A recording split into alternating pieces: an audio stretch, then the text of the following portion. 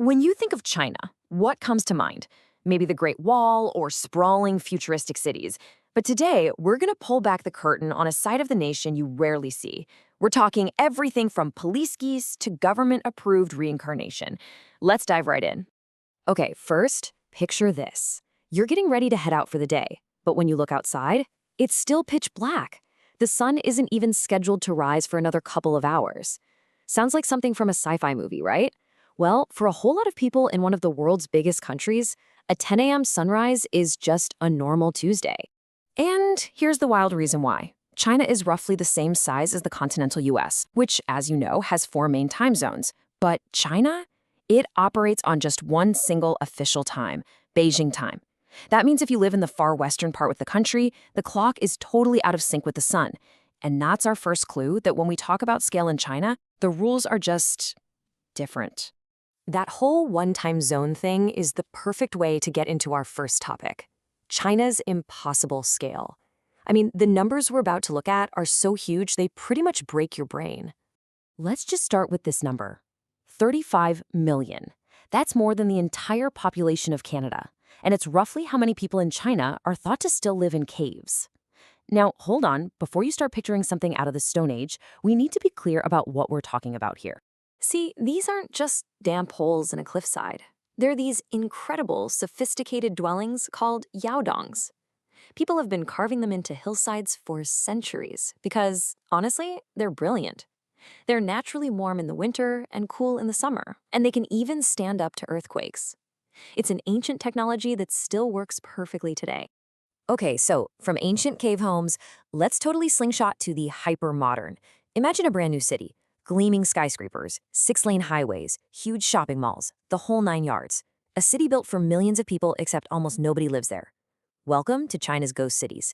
It's this wild national strategy of building massive infrastructure decades before it's needed, creating these surreal, empty landscapes in the hope that one day the people will come.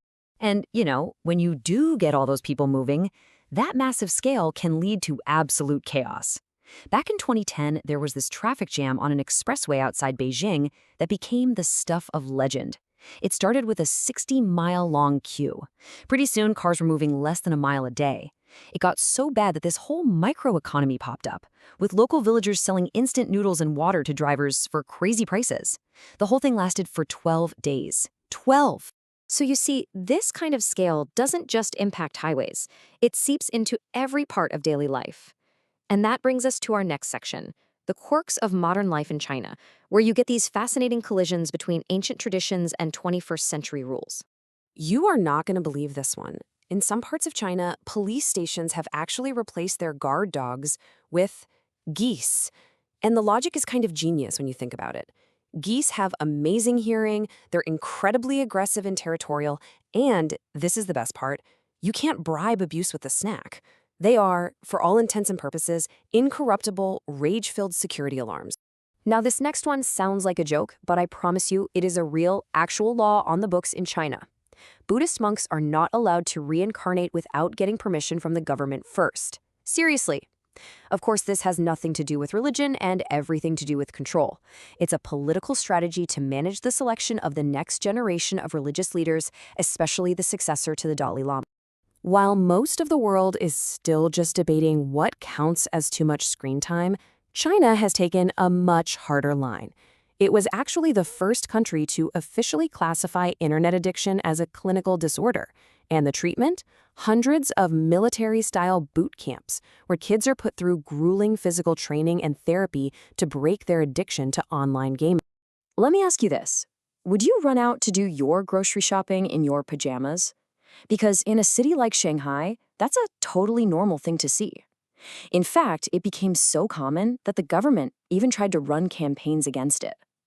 But this pajama culture has stuck around as a kind of statement about valuing personal comfort over public appearances. But of course, none of these modern quirks exist in a bubble. They're all layered on top of literally thousands of years of history. So, for our next section, let's dig into some of those deep-rooted traditions that you can still feel echoing across China today. Here's a simple one that shows a massive cultural difference. In the West, white at a wedding is normal, right? It symbolizes purity. Well, in traditional Chinese culture, white is the color of death. It's what you wear to a funeral. For a wedding, you want red. Red is the color of luck, happiness, and good fortune, a total flip in symbolism. It's kind of like how many buildings in the West skip the 13th floor. In China, the number you'll often see missing is 4. And the reason is all in the language. The word for 4, which is si, sounds almost exactly like the word for death, si. So yeah, it's considered super unlucky. Speaking of death, you've got to hear about what might be the most incredible tomb on Earth. We've all seen pictures of the terracotta army, right? Well, they're just the security guards. The actual tomb of China's first emperor, Qin Shi Huang, has never been opened. Ancient historical texts claim it's rigged with booby traps and surrounded by rivers of flowing liquid mercury. And get this, modern soil tests of the area show mercury levels so high they'd be lethal. So for over 2,000 years, the central tomb has remained a complete mystery. All right, for our last section, let's look at how all this history and scale comes together in China's tourist attractions, creating some of the most surreal places you could ever visit. Have you ever wanted to take a picture with the Eiffel Tower and then maybe go for a walk through a charming English village all in the same afternoon? Well, in China, you can actually do that. This whole thing is a phenomenon known as duplitecture. You've got places like Tiandicheng, which is basically a replica of Paris, complete with a 300-foot-tall Eiffel Tower. Or you can visit Thamestown near Shanghai, where they've built cobblestone streets and Tudor-style pubs to make you feel like you're in England. It's wild. And then there are attractions that are just in a category all their own. Near the city of Kunming, there's a theme park that's often called the Kingdom of the Little People. It is staffed entirely by employees who are shorter than 4 feet 3 inches. They live and perform there in these mushroom-shaped houses. It's a place that has attracted a ton of tourists, but also, as you can imagine, a lot of controversy. Okay, before we finish up, there is one last fact that I think perfectly captures China's unique kind of influence on the world. And it all comes down to a certain fuzzy, bamboo-eating bear. That's right, China owns every single giant panda on the planet. Any panda you see in a zoo anywhere in the world is just on loan from the Chinese government. Even if a cub is born in, say, a zoo in America, it's still considered Chinese property and eventually has to be returned. They call it panda diplomacy, and it is the ultimate soft power move. So, from the way they tell time, to their laws on the afterlife, to their diplomacy with pandas, China is a place that just constantly challenges your idea of how things are supposed to work.